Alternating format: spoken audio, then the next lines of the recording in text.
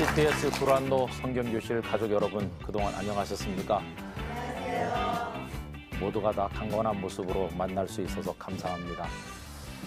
오늘은 또 지난주에 이어서 우리 요한일서 8번째 말씀을 공부하는 시간이 되었습니다. 오늘도 하나님께서 우리에게 말씀을 통해 많은 은혜를 주시기를 기원합니다. 오늘 같이 나눌 말씀은 요한일서 2장 18절 말씀부터 29절까지가 되겠습니다. 세상살이가 다 어렵다고들 이야기하는데, 우리 지난번에 지금은 마지막 때다 이제 그런 얘기를 하면서 이 마지막 때를 그리스도인들이 어떻게 살아야 될까 하는 이야기를 나눴습니다. 세상 사는 게 어렵지만 이 마지막 때가 될수록 점점 세상이 살아가기 어려운 것으로 바뀌는 것이죠. 특별히 이제 우리 개인도 그렇지만 우리 가정이라고 하는 하나님이 주신 축복의 공동체가 오늘날 주변에서 보시면 어떠세요? 다 깨지고 이제 무너져 가고 있습니다. 그 데리다라고 하는 이제 미래학자가 있었는데, 이분이 1960년대 해체될 것이다 그런 예언 같은 이제 학설을 주장했어요. 이분이 이제 포스트 모더니즘 학자인데, 그래서 가정도 해체되고 사회 공동체들이 다 무너질 것이다. 그리고 궁극적으로는 국가도 해체될 거라고 얘기했습니다. 그러니까 이제 사람들이 별로 뭐 이렇게 누구에게 매인다든지 어떤 권위에 복종하지 않고 다 이제 뿔뿔이 각자 이렇게 하는 거죠. 그렇게 해체될 때 강조되는 게 뭐겠습니까? 개인이죠, 개인. 자기 한 사람만 중요할 뿐이죠. 그래서 요즘에는 내가 좋다는데 당신이 무슨 간섭이에요, 그런 말들을 많이 합니다. 그러니까 여러분, 참 이상한 시대가 됐어요. 한겨울에도 이분둥만둥한 미니스커트를 입는 아가씨들이 있는가 하면 한여름에도 부츠를 신고 또 그런 사람이 있어요. 그러니까 이게 계절에 따라서 일반적으로 입는 옷이 아니라 그냥 자기 좋은 대로 하는 겁니다. 자기 좋은 대로. 또 멀쩡한 옷을 구멍을 내서 입는 사람도 있어요. 옛날에 구멍 나면 꿰매 입었는데 이젠 아예 구멍을 내서 파는지 자기가 내는지. 그러니까 시대가 너무 많이 달라요. 다 자기 생각대로 하는 거죠. 이렇게 해체되다 보니까 가정에서도 가족 구성원 간에 사랑의 어떤 응집이라고 할지 하나됨이 없습니다. 그래서 뭐 아버지는 아버지대로, 어머니는 어머니대로, 아이들은 아이들대로 하다가 다 뿔뿔이 이제 흩어져 나가는 게 얼마나 섭섭한지 여러분 아마 주변에서 많이 경험하시거나 또 주변에서 많이 보고 들으셨을 거예요. 그래서 참 여러 가지 마음 아픈 일들이 이 세상에 일어나고 있죠. 옛날에는 이제 어떤 가정이 위기를 만나도 가족 간의 사랑의 결속이 있어가지고 그걸 잘 이겨냈습니다. 제가 이제 대학에 들어갔더니 1학년 지나고 2학년이 될 무렵에 다른 대학에 다니던 어떤 분이 편입시험을 쳐서 들어왔어요. 근데 그분은 이제 학과는 달랐지만 어떻게 연결돼 가지고 가깝게 지냈습니다. 근데 그분은 벌써 군대도 다 갔다 왔기 때문에 이제 저보다 나이가 이제 몇 살 많아서 제가 형 이렇게 하면서 따라다녔죠. 근데 나중에 이제 자기 집안 이야기를 쭉 하는데 들어보면 참 마음이 아프기도 하고 감동이 되기도 했습니다. 보니까 한창 공부할 나이인데 어머니께서 돌아가신 거예요. 어머니가 돌아가실 무렵에 아버지는 제법 크게 했던 사업에 실패를 하셔서 진짜 길바닥에 놔앉는다고 하는 말이 있잖아요. 그런 식으로 모든 재산이 다 없어지고 길바닥에 놔앉게 될 그 어려운 때 어머니께서도 돌아가시고 나니까 이 집안이 참 어려워진 거죠. 아들만 내시고 그 아버지하고 이제 6명 중에 어머니 돌아가시고 5명이 남았는데 밥도 할 줄 모르는 남자들만 이제 졸졸이 남은 겁니다. 이래가지고 그 가족들이 그 몇 년 동안 버티는 이야기를 해주는데 참 감동이 됐어요.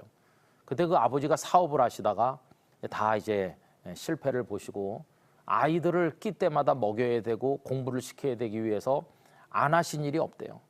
별걸 다 하셨는데 그 중에 하나가 이제 겨울이 돼서 찬바람이 불면 버스 정류장에 사람들 내리는 곳에서 군밤도 굽고 호떡도 만들고 하는 일을 아버지가 했다는 겁니다.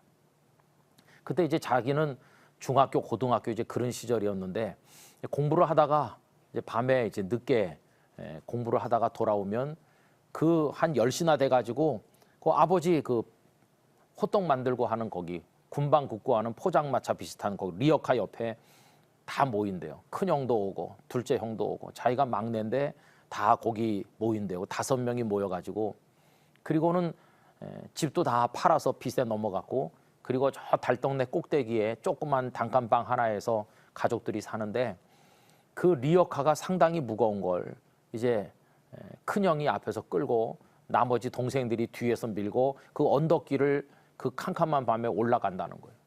눈이라도 와서 얼어붙으면 그거 끌고 올라가는 거, 아침에 다시 가지고 내려오는 게 얼마나 어려웠는지 그런 얘기를 하면서 눈물을 흘리더라고요. 고생했던 얘기. 그리고 이제 밤에 그 팔다 남은 걸 가지고 들어가서 방바닥에 펴놓은대요.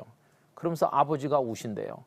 얘들아, 호떡인데 이게 팔다 남은 건데 이렇게 다 식었다고, 다 얼다시피 했는데 오늘 저녁에 먹을 게 이게밖에 없다. 그러면 그 호떡 하나씩, 차가운 호떡을 먹으면서 호떡을 먹는 건지 눈물을 먹는 건지 알 수 없을 만큼 그랬다는 거예요.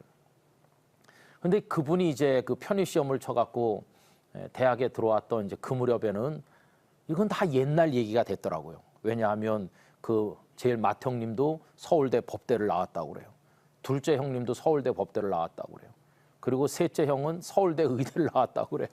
우리 집에서 공부 제일 못하는 게 나야. 그러면서 그런 얘기를 하더라고요. 그러면서 이제 우리 집안이 다 이제 형들도 다 일어섰고 그 고생을 이겼는데, 그 얘기를 우리 한없이 듣고 또 들었습니다. 그래도 그 이야기가 아는 얘기를 또 하는데도 또 새롭고 그랬어요. 왜냐하면은 그 가족 간의 뜨거운 사랑이라고 하는 게, 그 혼자 되신 아버지, 돈을 다 잃어버리고 제일 힘든 아버지가 리어카를 끌고 다니면서 호떡을 굽고 그다음에 또 군밤을 굽고 이래가지고 그 겨울에 아이들과 더불어 살아가던 이야기를 들으면, 야, 이 가정에 희망이 없을 것 같아요. 그렇지만 그 가족 간의 사랑이라고 하는 결속이 있잖아요. 근데 여러분 어떻습니까? 그 어떤 질병도 가정의 위기가 되기도 하고, 그 다음에 가난도 위기가 되기도 하지만, 그 가정에 사랑이 남아있으면 질병도 이길 수 있고, 설령 누가 병환으로 세상을 떠나도 나머지 가족들이 결속해가지고 또 가정을 지키고 또 새로 결혼하면 새 사람이 들어오기도 하고 이렇게 이어내려가는 건데, 만약에 어떤 가정에 돈도 넉넉하고 가족들도 다 건강하지만 이런 일이 벌어진다고 해보세요. 어느 날 아들 녀석이 나갔다가 집에 들어오더니 아버지한테 이런 말을 한다고 생각해보세요. 아버지, 오늘부터 당신은 내 아버지가 아닙니다. 이러면서 이제 오늘 우리 관계를 끊읍시다.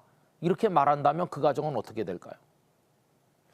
아무리 어려웠고 가난하고 병들고 그래도 아버지 그러고 너는 내 자식이다 이렇게 하면서 사랑하면 그 어려움을 이길 수가 있는데, 다른 조건이 다 좋아도 당신이 내 아버지가 아니다 이렇게 나오기 시작하면 그 다음에는 아무 방법이 없는 거예요. 그렇죠? 그래서 자식이 부모에게 저지르는 죄 중에서 가장 심각한 죄가 뭘까요? 뭐 공부 좀 못하는 거? 못할 수도 있는 거죠. 뭐 때때로 좀 속썩이고 가출도 하고 그럴 수 있죠. 그래도 다 정신 차리고 오면 되는 거죠. 그런데 가장 심각한 죄는 뭐냐 하면 당신이 내 아버지 아니라고 말하는 죄입니다. 자식이 아버지를 아버지로 인정하지 않기 시작하면 그다음부터 그 가정은 희망이 없는 거죠. 근데 여러분 보세요. 이걸 가정을 중심으로 이야기를 해서 그런데, 이걸 교회라고 하는 영적 가정을 중심으로 한번 생각을 해보세요. 뭐 교회도 여러 가지 위기가 많이 있을 수 있습니다. 어떤 교회는 전기 누전으로 화재가 나기도 해요. 그죠? 그래서 예배당이 다 불탔다. 그런 교회도 있죠. 또 그런가 하면 포항 지역의 교회들은 지진 때문에 어려움을 겪은 교회도 있어요. 제가 어떤 교회 가서 이제 설교를 했는데 그 목사님이 자랑을 했습니다. 목사님, 우리 교회 리모델링을 돈을 많이 들여가지고 새로 지은 것처럼 깨끗하게 했다고 그러면서 저를 데리고 다니면서 방방이 구경을 다 시켜줬어요. 아주 쓸모있게 깨끗하게 리모델링을 잘 하셨더라고요. 근데 제가 가서 설교를 하고 와서 한 2달도 안 돼가지고 포항에 지진이 났어요. 근데 그 교회 성도들이 결정을 했어야만 했대요. 예배당을 이걸 헐고 신축을 할까 아니면 리모델링을 할까, 이거 가지고 이제 오랜 연구 끝에 많은 분들이 목돈 드는 게 부담되니까 리모델링 쪽으로 결론을 내고 리모델링을 한 건데, 그다음에 지진이 나가지고 리모델링해서 벽체 붙였던 게 다 떨어지고 금이 쩍쩍하니까 그 다음에는 어쩔 수 없이 신축해야 되는 어려움을 겪는 거죠. 그래도 그 교회도 잘 견뎌냈습니다. 그런 위기를 잘 견뎌내고 화재가 난 부산의 어느 교회는 이제 지붕을 수리하는 공사를 하다가 인부의 잘못으로 전기를 잘못 다루는 바람에 홀랑 다 타니까 이번 기회에 차라리 예배당을 새로 짓자 그래가지고 전부 새로 지었는데 예배당 짓고 나서 얼마나 교회가 부흥되고 축복을 많이 받았는지 몰라요. 그러니까 교회가요 어떤 위기를 여러 가지 위기를 만나지만 사랑으로 결속만 돼 있으면 이겨낼 수 있는 거예요. 근데 만약에 그 교인들이 하나님을 향해서 이게 영적 가정이라면 하나님은 우리의 아버지신데 교인들이 하나님을 향해서 당신이 우리 아버지 아니요 이렇게 나오기 시작한다면 그 교회는 어떻게 될까요?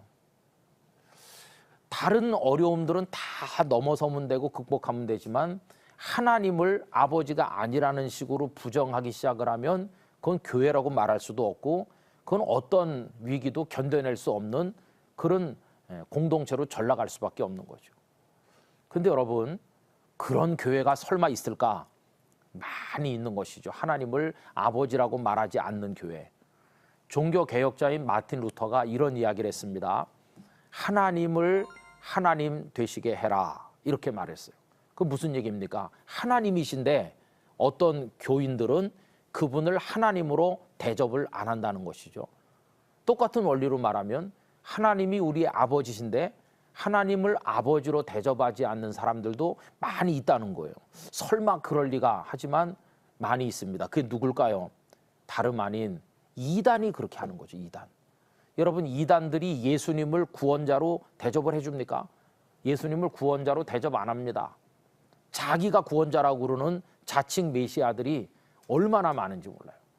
그 참 이상하게 전 세계에서 자칭 메시아가 제일 많은 나라가 우리나라입니다. 참 이상한 나라예요. 제가 정확히 모르겠는데 전에 들은 얘기로는 내가 예수고 내가 메시아다 그러는 사람이 한 50여 명 된다는 얘기를 들었어요. 대한민국은 참 이상한 나라예요. 그 사람들이 무슨 하나님을 아버지로 모시고 예수님을 구주로 인정하겠습니까? 다시 말하면 이단이나 사이비 같은 적그리스도의 세력들은 하나님을 아버지로 인정 안 해요. 교회라고 하는 간판을 걸고 있어요. 그러나 그건 더 이상 교회가 아닌 것이죠. 아무리 집이 번듯하고 재산이 많고 그래도 자식이 아버지를 아버지로 인정하지 않는 가정이 아닌 것처럼 오늘날 교회도 이제 그렇게 흘러가는 세력들이 곳곳에 많이 나타나요. 여러분 이런 적그리스도의 세력이 나타나면 그때가 마지막이라는 것이. 우리 가정의 부모 입장에서 보면 자식이 들어와 가지고 당신이 우리 아버지가 아닙니다. 이렇게 말하면 그 가정이 끝나는 거 아닙니까? 뭐 그런 가정을 더 이어갈 수 있겠어요? 그건 가정이 아닌 것이고 오늘로 우리 가정은 문 닫는다. 그렇게 되는 거 아니겠어요? 여러분 하나님을 하나님으로 인정하지 않기 시작하는 그런 세력이 등장하는 그날부터 이 세상은 끝난 거나 마찬가지입니다. 이 세상이 이제 마지막이 되는 거죠. 오늘 읽은 본문 중에 18절이 바로 그 얘기입니다. 여러분 18절을 다시 한번 보시면 뭐라고 되어 있습니까? 아이들아 지금은 마지막 때라 적그리스도가 오리라는 말을 너희가 들은 것과 같이 지금도 많은 적그리스도가 일어났으니 그러므로 우리가 마지막 때인 줄 아노라. 적그리스도가 누굽니까? 하나님을 하나님으로 인정하지 않고 예수 그리스도를 인정하지 않는 세력이 적그리스도인데 이미 그런 적그리스도들이 많이 나타났기 때문에 이제 세상은 갈 때까지 다 갔어.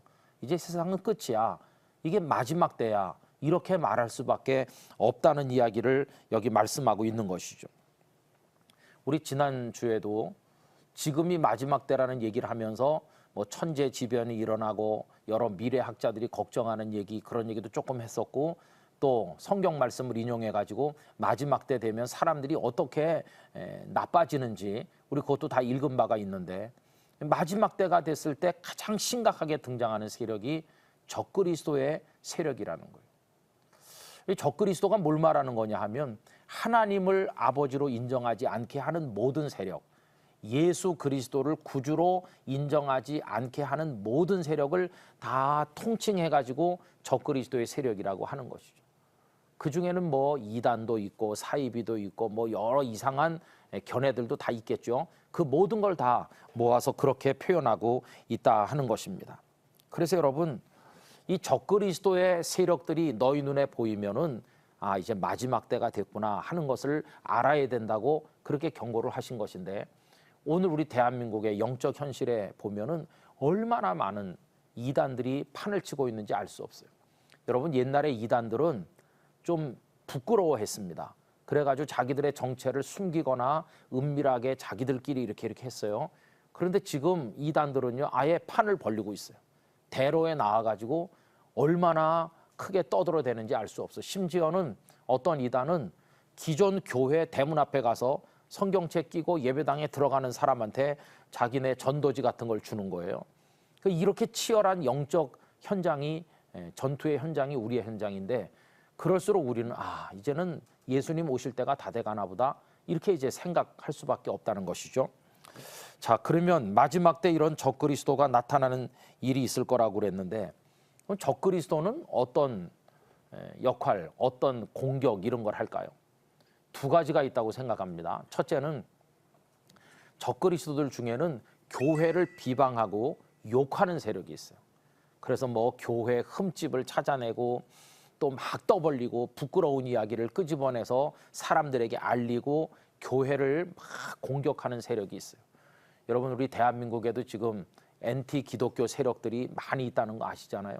인터넷 댓글 같은 데 보면 입에 담지도 못할 욕을 해대기도 하고 그러잖아요. 그런데 그걸 가만히 보면 처음에는 화가 나요. 이 사람들이 왜 그러지? 이렇게 하고 화가 나다가도 가만히 생각을 해보면 깨달을 점도 있어요. 왜냐하면 그 사람들이 전혀 없는 말을 할 때도 있지만, 그러나 우리가 그들에게 비난할 수 있는 빌미를 제공한 것도 많이 있거든요. 그리고 우리가 부끄러운 일을, 그게 뭐 여러 가지 종류의 일이 있을 텐데, 그런 일을 저지르고 상대방이 우리를 노려보다가 그런 게 포착이 되면 우리를 공격하는 거죠. 저는 그거는 때로는 우리가 달게 받아야 된다고 생각하거든요. 우리가 하나님 앞에 떳떳하지 못하고 사람들 앞에 온전하지 못했으니까 회개하는 마음으로 그 욕을 달게 받으면 우리에게 기회가 되고 오히려 우리를 돌아볼 수 있는 아름다운 전기도 될 수 있다고 저는 생각합니다. 근데 문제는 그냥 비난하고 욕하는 그런 적그리스도만이 있는 게 아니라는 게 문제예요. 심각한 적그리스도는 아까 이미 이야기한 것처럼 예수님이 구주가 아니라고 말하고 하나님이 우리의 영적 아버지가 아니라고 말하는 그런 적그리스도가 진짜 심각하다는 거예요. 근데 지금 우리 대한민국 사회에는 교회를 비방하는 세력은 꽉 차 있고, 뿐만 아니라 자칭 메시아, 아까 말씀드렸죠, 넘쳐난다고 얘기했죠. 하나님을 하나님으로 인정하지 않는 그런 적그리스도들이 얼마나 많은지 알 수 없어요.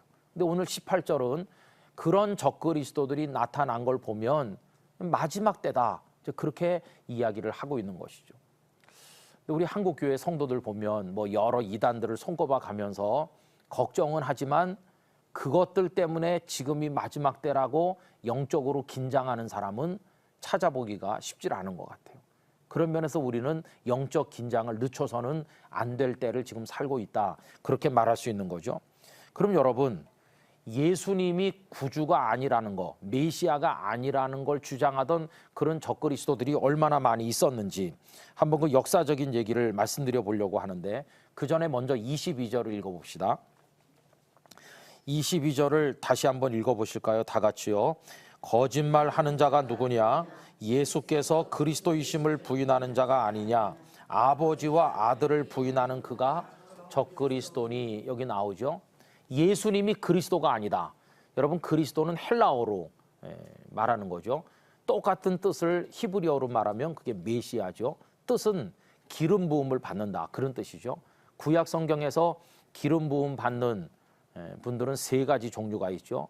왕이 왕 될 때 기름 부음 받고, 선지자가 선지자 될 때 기름 부음 받고, 제사장이 제사장 될 때 기름 부음 받는 거죠.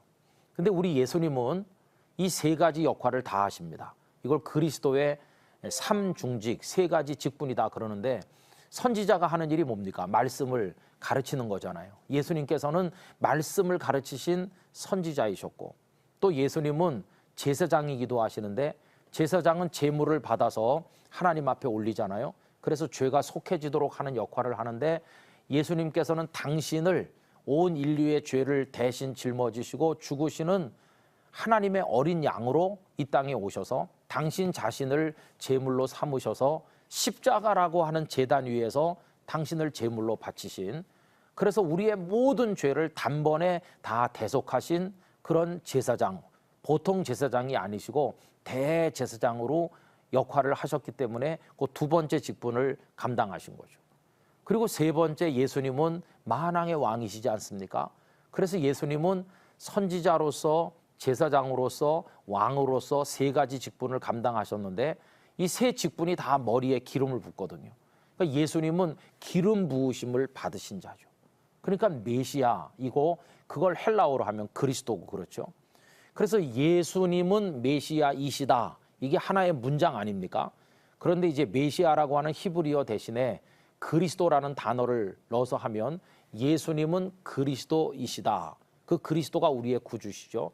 예수님은 그리스도이시다, 예수님은 그리스도이시다. 이게 하나의 문장인데 그거를 한 단어처럼 만든 거죠. 그게 뭡니까? 예수, 그리스도. 그 속에 있는 연결하는 그 조사들을 다 빼면 예수님이 그리스도이시다는 것을 그냥 붙여가지고 예수 그리스도, 예수 그리스도 그러지만 사실은 예수 그리스도가 하나의 가장 원천적인 신앙 고백이라고 할 수 있어요. 우리가 예수 그리스도 이렇게 말하는 것은 예수님, 당신은 나의 그리스도, 나의 메시아, 나의 구원자이심을 내가 믿습니다. 그런 신앙 고백인 것이죠. 그런데 오늘 방금 읽은 말씀 22절에 보면 예수께서 그리스도이심을 부인하는 자, 다시 말하면 예수님이 그리스도가 아니다, 나의 선지자도 아니고 제사장도 아니고 왕도 아니고 예수님은 우리의 구원자가 아니다, 이렇게 부정하는 게 그게 적그리스도라는 거예요. 그런데 그 예수님을 우리를 위해 세상에 보내신 분이 누구십니까? 성부 하나님 아버지신데 그 성부 하나님께서 세상을 이처럼 사랑하사 독생자를 우리에게 주신 건데 그 독생자 예수 그리스도를 부정하는 자는 그 아버지를 또 부정하는 거와 똑같다는 것이에요. 그러니까 적그리스도는 아버지 하나님도 부정하고 독생자 예수님도 부정하는 거죠. 그걸 22절은 그게 적그리스도다, 그렇게 이야기하는 거죠. 여러분 혹시 이런 거 생각해 보셨나요? 우리가 교회에서 이제 사도신경으로 신앙 고백을 하지 않습니까? 맨 처음에 그 사도신경의 구조를 보면 성부, 성자, 성령 이렇게 차례로 고백합니다. 맨 먼저 전능하셔서 천지를 창조하신 성부 하나님을 믿습니다 하는 고백이 이제 맨 먼저 나오는 거죠. 근데 하나님 아버지에 대한 고백은 아주 간단해요. 전능하시다, 천지를 만드셨다, 그렇게밖에 없어요. 그 아버지를 내가 믿습니다, 이렇게 끝나요. 그리고 성령님에 대한 고백은 어떻습니까? 너무나 간단해요. 그냥 아무 형용사도 하나도 없습니다. 그냥 뭐 어떠하신 성령님도 아니고 그냥 성령님을 믿습니다로 끝나요. 아무 설명이 없어요. 삼위일체라면 성부에 대해서 세 마디 한다면 성령님에 대해서도 세 마디 해야 되고 성자 예수님에 대해서도 세 마디 해야 될 것 같은데 여러분 사도신경 나중에 가만히 보세요. 길이가 이게 균형이 없어요. 성부 하나님은 방금 말씀드린 것처럼 전능하셔서 천지를 만드셨다고 하는 거 이제 고거고, 성령님에 대해서는 아예 한마디 형용사조차도 없고 누구에 대해서만 길게 나옵니까? 성자 예수님에 대해서만 길게 나와요. 거기 보면 동정녀 마리아에게서 나셨다는 것부터 시작해가지고 본디오 빌라도에게 고난을 받으신 얘기, 죽으신 얘기, 그리고 부활하신 얘기, 그리고 하늘 보좌 우편에 가셨다가 나중에 다시 오신다는 얘기부터 예수님에 관한 얘기는 아주 길죠. 그러면 왜 그랬을까 하는 생각을 혹시 해보셨나요? 이게 우리는 지금 그냥 생각 없이 고백하지만 사도신경이 만들어져 가지고 교회에서 사용될 그 당시에 영적 상황을 그대로 반영하기 때문에 그래요. 여러분 1세기, 2세기, 3세기 그 복음이 로마 세계로 들어가 가지고 특별히 로마 지역에 로마 교회 중심으로 이 사도신경이 이제 만들어진 건데 그때 보면 사람들이 성부 하나님이 참 신이라고 하는 건 모두가 다 알고 있는 거예요. 그래서 뭐 그분이 영원하시다, 전능하시다 이런 얘기는 너도 알고 나도 알기 때문에 할 필요가 없는 거예요. 그러면 분명히 해둘 얘기가 하나밖에 없었는데 아버지에 대해서는 그분이 천지를 만드셨다는 얘기는 반드시 했어야만 했어요. 그럼 왜 하필이면 하나님이 하신 일이 많은데 전능하셔서 천지를 만드셨다는 그거 하나만 해야 됐었느냐 하면 그 당시에 영지주의라는 이단이 있어가지고요. 하나님이 둘이 계시다. 쉽게 말하면 구약에 하나님이 있었고 신약에 하나님이 있었다. 이렇게 이상한 걸 가르쳤어요. 그러면 구약의 하나님은 무슨 일을 했냐? 세상을 창조했다. 그런데 그 세상을 창조했는데 그 세상이 죄악 가운데 멸망했다. 그런데 그걸 구원한 하나님이 신약의 하나님이다. 이런 식으로 얘기하는 거예요. 그러면 영지주의 이단식으로 말하면 구약의 하나님이 신약의 하나님일까요? 아닐까요? 별도의 존재가 되는 거예요. 이런 말도 안 되는 얘기를 이제 그 사람들이 했어요. 그러나 우리 교회는 구약의 천지를 만드신 그 하나님이 신약에 우리를 구원하시는 독생자 예수님을 보내신 바로 그 같은 하나님이시라는 걸 분명히 해둘 필요가 있기 때문에 우리 아버지 하나님은 전능하셔서 천지를 창조하신 바로 그분이시다. 이렇게 고백하는 거예요. 그러니까 전능하셔서 천지를 창조하신 하나님을 믿는다는 고백 속에는 그렇게 표현은 안 했지만 괄호 안에 내용이 있는 거죠. 괄호 안에 내용이 뭐가 숨겨져 있냐면 그러니까 영지주의자들 당신들의 생각은 틀렸다 하는 게 그 속에 들어있는 거예요. 그러니까 신앙 고백들은 그 고백이 만들어져서 사용되던 당시에 여러 영적 상황을 이제 반영하는 거죠. 그러면 성령님에 대해서는 왜 아무 설명이 없냐 하면요. 그때는 그 초대교회 시절에는 아직 사람들이 성령님에 대해서 깊은 생각을 할 겨를이 없었습니다. 그냥 성령님을 믿는다. 그걸로 끝났어요. 왜 그러냐 하면 성자 예수님에 대해서 하도 말들이 많아서 그래요. 성자 예수님에 대해서. 그래서 사람들이 예수님도 인정하지만 예수님을 그리스도로는 인정을 안 하는 거예요. 여러분 그리스도는 구약 성경에 예언된 우리를 구원하러 오시는 메시아 아닙니까? 그런데 사람들이 뭘 연결시키지 않느냐 하면 예수는 예수고 그리스도는 앞으로 오실 그분인데 예수님이 메시아 그리스도라는 건 인정을 안 하는 거예요. 왜 그러냐 하면 여러분 유대 지도자들이 생각했던 메시아는 어떤 메시아입니까? 다윗의 후손처럼 대단한 가문에서 출생하고 왕 같은 영광의 모습으로 등장해야 맞는 거예요. 그런데 예수님은 어디 출신이십니까? 나사렛 출신 아니에요. 나사렛 예수라고 하잖아요.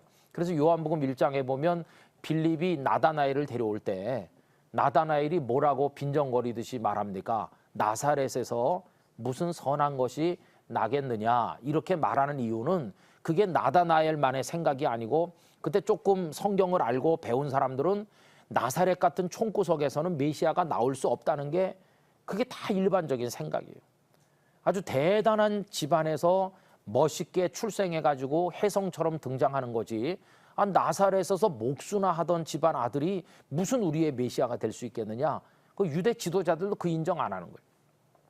그냥 나사렛에 목수 출신의 어떤 예수라는 이름을 가진 한 젊은이일 뿐이지 그가 메시아일 리가 없다고 하는 게 그 사람들의 생각이죠.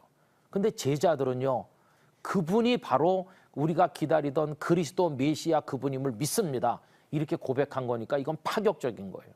그래서 베드로 사도가 마태복음 16장 16절에서 주는 그리스도시요 라고 한 그 신앙 고백이 엄청난 것입니다. 아마 동네 사람들이 보면 다 미쳤다고 그랬을 거예요. 그 나사렛에 천한 그 젊은이가 초라하고 남노하기 짝이 없는 젊은이가 어떻게 그리스도일 수 있느냐. 여러분 아닌 게 아니라 그 이사야 53장에 보면 그런 고운 모양도 없고 풍채도 없은즉 이런 말이 나오잖아요. 예수님은 외모를 잘 가꾸시고 멋있는 옷을 입으시고 그런 분이 아니시고 고운 모양도 없고 풍채도 없으시대요. 그래서 제가 신학교에서 이렇게 말했어요. 강단에서 설교할 때 좀 키도 크고 등치도 있고 잘생기면 좋을 텐데 왜 나는 작고 쪼글쪼글하고 외모가 형편없을까 이렇게 절망하지 말라고 예수님을 닮은 줄 알고 기뻐하면 된다고 그랬어요. 예수님이 고운 모양도 없고 풍채도 없으시대요. 그러니까 너무 잘생긴 목사님들은 좀 회개해야 될 바가 있는 거예요. 근데 그러니까 예수님을요 아무도 인정하지 않아요. 더군다나 유대 지도자들은 그래서 예수님이 내가 바로 그다, 내가 바로 오리라 한 그다 이렇게 말하니까 예수님을 핍박하는 거예요. 신성 모독의 죄를 지었다고 하면서 예수님을 죽게 하지 않았어요? 그럼 이 복음이 예수님이 그리스도이심을 믿는 파격적 신앙 고백을 가진 그리스도인들이 누굽니까? 예수님을 그리스도로 믿는 사람들이 그리스도인인 것이죠. 그래서 여러분 사도행전의 9장에 보면 다마스커스로 가던 사울이 예수님을 만나서 변화돼 가지고 새 사람 되는 이야기가 나오는데, 그가 그 다메섹에서부터 나가서 전도를 하는 얘기가 나오는데 뭐라고 얘기합니까? 예수는 그리스도라고 전한다는 말이 거기 나오는 거예요. 그게 파격적인 전도의 내용이죠. 이제 그 복음이 이제 소아시아를 거쳐서 그리스 지방을 다 거쳐가지고 로마 세계로 쫙 퍼져나갑니다. 그때 로마 세계는요, 철학자들이 많이 있었어요. 그때는 로마가 지중해 세계를 통일해가지고 다스리던 때니 로마 제국 아닙니까? 그런데 로마는 무슨 길을 닦는다든지 법을 만든다든지, 로마법은 만민법이죠. 아니면 또 큰 돌로 만든 건축물을 짓는다든지, 뭐 콜로세움 같은 거 여러분 아시잖아요. 그런 데는 굉장히 발전했지만 철학이라든지 문학 같은 사상은 많이 뒤떨어져 있었어요. 그 로마 시대 때 철학은 다 어디서 온 거냐 하면 그 앞에 있었던 헬라 제국, 그리스로부터 내려온 것들입니다. 여러분 옛날 그리스를 생각하면 아테네의 소크라테스, 플라톤을 비롯해서 많은 철학자들이 살지 않았어요?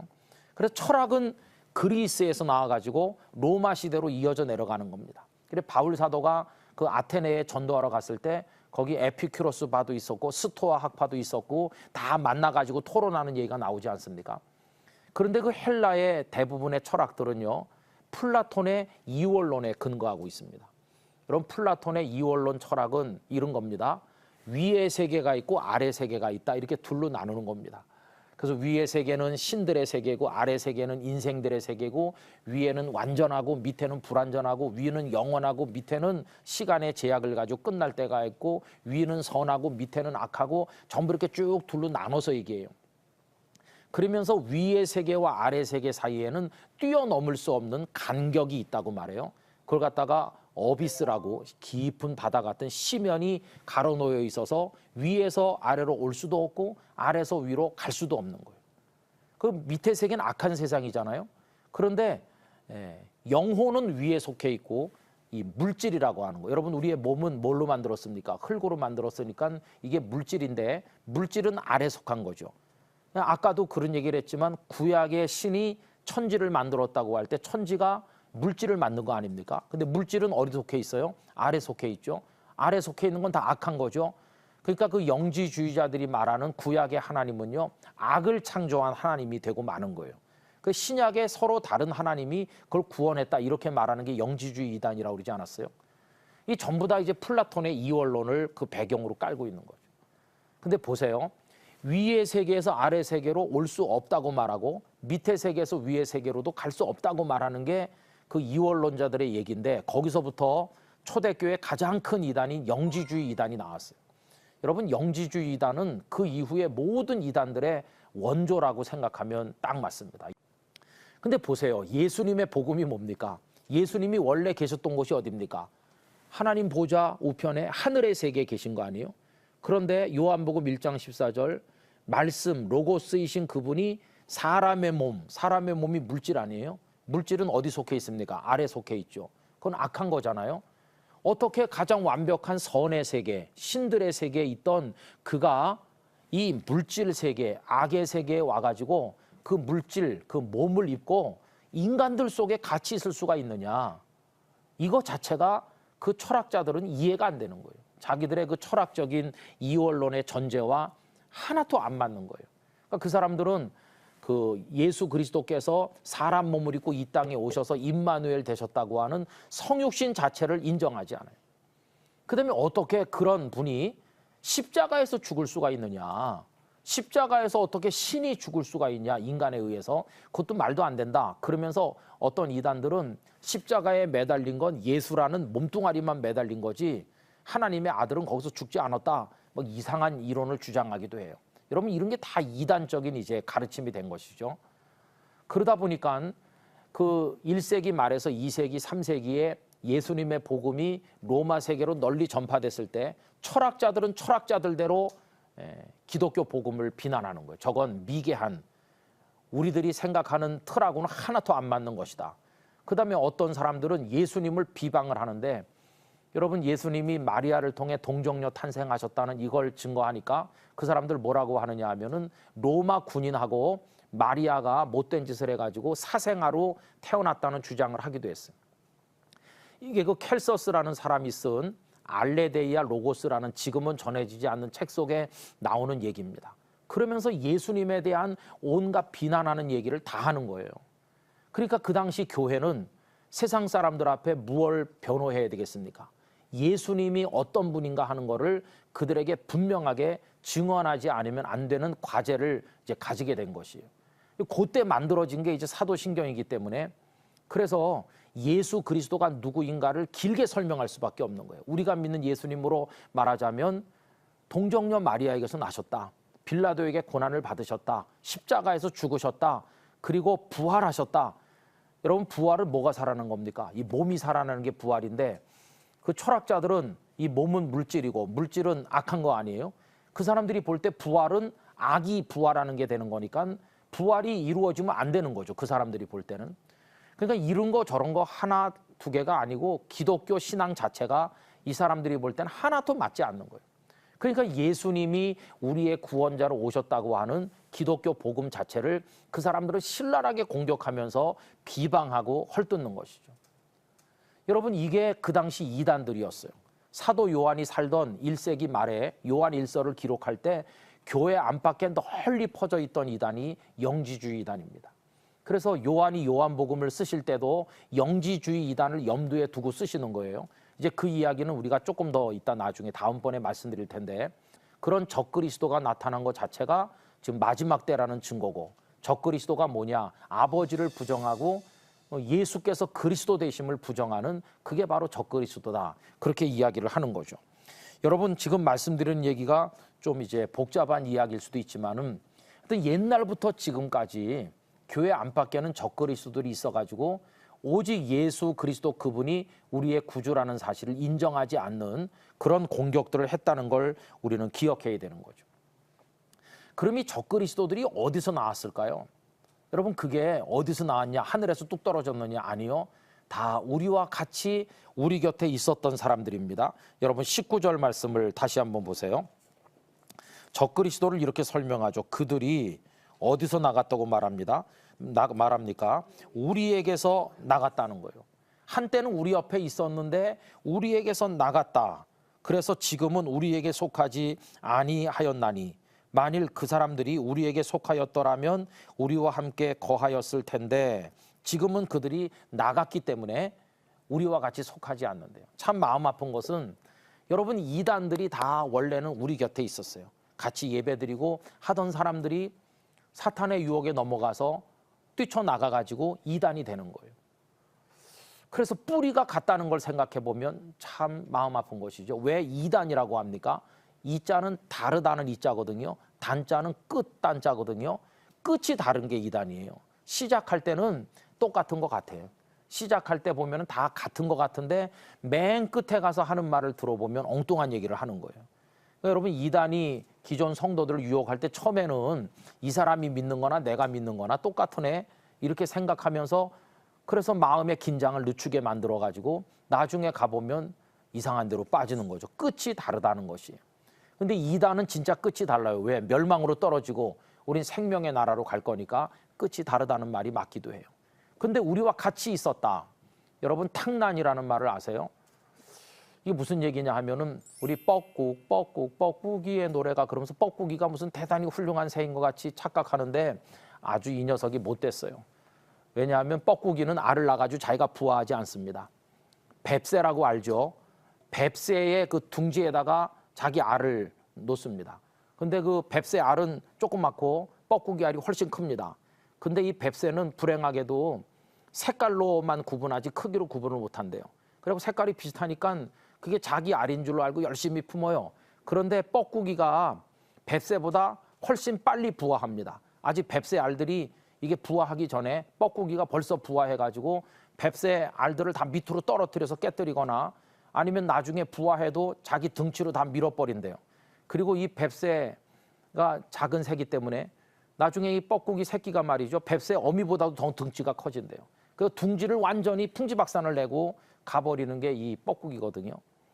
이걸 탕난이라고 그래요. 남의 둥지에서 대신 자기 새끼를 깨는 거죠. 그러니까 이단도 보면은 하나님의 교회라고 하는 둥지 안에서 영양분을 받아먹고 커가지고는 나중에 만신창이를 만들고 나간 거예요. 그게 이제 적그리스도 이단이라고 이야기할 수 있는데, 그럼 우리는 어떻게 대처해야 되느냐? 오늘 말씀은 우리는 진리가 뭔지를 알고 있다고 얘기해요. 여러분 20절, 21절 보세요. 근데 우리는 어떻게 아느냐? 성령의 기름 부으심으로 진리를 안다고 말해요. 너희는 거룩하신 자에게서 기름 부음을 받고 모든 것을 아느니라. 할렐루야. 우리가 어떻게 이단에 넘어가지 않느냐? 우리는 성령님의 기름 부으심 안에서 그게 왜 틀렸고 뭐가 맞는지를 우린 깨닫고 알도록 하나님께서 은혜를 주셨다는 거예요. 자, 그럼 이제 우리가 할 일이 뭐냐? 여러분 28절로 가보세요. 28절 앞부분을 보시면 우리가 해야 될 첫 번째 일, 자녀들아 이제 그의 안에 거하라. 여러분 우리는 철저하게 예수 그리스도 안에 거해야 돼요. 두 번째 24절, 너희는 처음부터 들은 것을 너희 안에 거하게 하라. 첫째는 예수님 안에 끝까지 거하면서, 두 번째로는 성령께서 기름 부음하셔서 깨닫게 된 진리를 끝까지 붙들고 진리 안에 머물러야 되는 거죠. 이게 마지막 때 우리가 해야 될 아주 중요한 일이에요. 첫째는 주님 안에, 두 번째로는 진리 안에. 할렐루야. 이거 붙들고 어떤 유혹에도 넘어가시지 않으셔야 되는 것이, 오늘 여기 오신 여러분들이 적그리스도와 싸워 승리하시는 영적인 승리자들이 되시기를 주님의 이름으로 축복합니다. 수고들 많으셨어요. 대단히 감사합니다.